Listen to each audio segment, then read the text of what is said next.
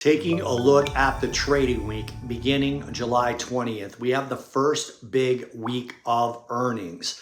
We have a solid start to the quarter so far, and next week marks the first big earnings week of the new quarter. We have a total of 305 companies with market caps over $1 billion.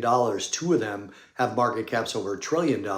Reporting next week, including Google, Tesla, SAP, Texas Instruments, Intel, ServiceNow, BMW, and NXP Semiconductor.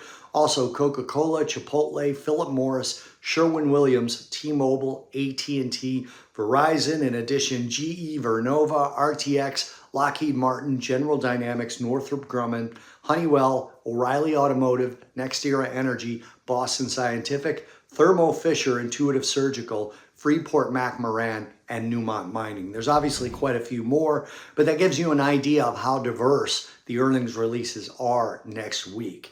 We also have Fed Chair Jerome Powell, who's scheduled to deliver the opening remarks at a conference hosted by the Federal Reserve called Integrated Review of the Capital Framework for Large Banks on Tuesday at 8:30 a.m. Eastern Time in Washington, D.C. Now that's all he's scheduled to speak on, but he still could mention interest rates and their decision. As a matter of fact, he could comment on any of this past week's FOMC-related news.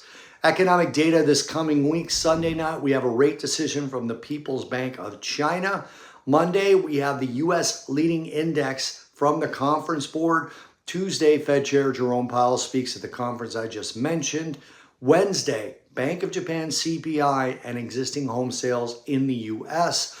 Thursday, a little bit busier of a day. We have preliminary July small to medium-sized business manufacturing PMIs for Germany, the EU, the UK, and the U.S., along with an ECB rate decision and new home sales in the U.S. And then Friday, retail sales in the UK, business climate data in Germany, and durable goods data in the U.S.